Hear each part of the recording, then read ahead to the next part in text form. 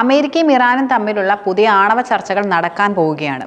ഈ ചർച്ചകൾക്ക് തൊട്ടു മുൻപായി അമേരിക്കയ്ക്ക് മുന്നറിയിപ്പുമായി ഇറാൻ രംഗത്ത് വന്നിരിക്കുകയാണ്.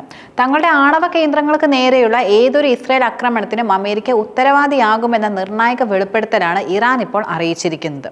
നയതന്ത്ര ചർച്ചകൾ നടന്നുകൊണ്ടിരിക്കുന്ന സാഹചര്യത്തിൽ ഇറാനിയൻ ആണവ കേന്ദ്രങ്ങൾ ലക്ഷ്യമിടാൻ ഇസ്രായേൽ തയ്യാറെടുക്കുകയാണെന്ന് റിപ്പോർട്ടുകളും പുറത്തുവരികയുണ്ടായി. ഇതിന് പിന്നാലെയാണ് ഇറാൻ അമേരിക്കയ്ക്ക് മുന്നറിയിപ്പ് നൽകിക്കൊണ്ട് പ്രധാനമായിട്ടും രംഗത്ത് വന്നിരിക്കുന്നത്. അതുപോലെ ഇറാന്റെ ആണവ കേന്ദ്രങ്ങൾക്ക് നേരെ സയനിസ്റ്റ് ഭരണകൂടം എന്തെങ്കിലും ആക്രമണം നടത്തുകയാണെങ്കിൽ അമേരിക്ക അതിൽ പങ്കാളിയാകുമെന്നും നിയമപരമായ ഉത്തരവാദിത്തം വഹിക്കുമെന്നും ഇറാൻ വിദേശകാര്യമന്ത്രി അബ്ബാസ് അരാഗ്ചി നിലവിൽ അറിയിക്കുകയും ചെയ്തിട്ടുണ്ട്.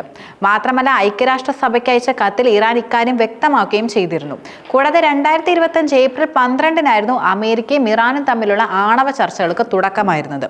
2018 പ്രസിഡന്റ് ട്രംപിന്റെ കീഴിൽ 2015 ആണവ കരാറിൽ നിന്ന് അമേരിക്ക പിന്മാറുകയും ചെയ്തിരുന്നു. ഈ സാഹചര്യത്തിൽ ഇറാൻ കരാറിൽ നിന്ന് വ്യതിചലിക്കുകയും യുറേനിയം സമ്പുഷ്ടീകരണം 60 ഉയർത്തുകയും ചെയ്തു. അതേസമയം 5ാം റൗണ്ട് ചർച്ചകൾ റോമിൽ നടക്കുമെന്ന് മധ്യസ്ഥരായി ഒമാൻ അറിയിക്കുകയുണ്ടായി. അമേരിക്കൻ പ്രതിനിധി സംഘത്തിൽ ട്രംപ് സഖ്യകക്ഷിയായി സ്റ്റീവ് വിറ്റ്കോഫും സാങ്കേതിക വശങ്ങൾ കൈകാര്യം ചെയ്തിട്ടുള്ള സ്റ്റേറ്റ് ഡിപ്പാർട്ട്മെന്റ് പോളിസി മേധാവി മൈക്കൽ ആന്റണും ഉൾപ്പെടുമെന്ന റിപ്പോർട്ടും പുറത്തു വന്നിരുന്നു. അതേസമയം തന്നെ ഒബാമയുടെ കാലത്തുണ്ടാക്കിയ കരാറിനേക്കാൾ ശക്തമായ ഒരു കരാർ ഉറപ്പിക്കുമെന്ന പ്രതിജ്ഞയാണ് ട്രംപ് എടുത്തിരിക്കുന്നത്.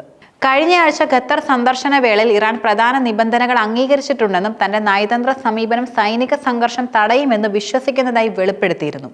ഇറാൻ യുറേനിയം സമ്പുഷ്ടീകരണം 0-ലാക്കണമെന്ന ആവശ്യത്തിൽ ട്രംപ് ഭരണകൂടം ശക്തമായി തന്നെ നിലനിൽക്കുന്നുവെന്ന് American state secretary Marco Rubio ആവർത്തിച്ച് വ്യക്തമാക്കുകയും ചെയ്തിട്ടുണ്ട്.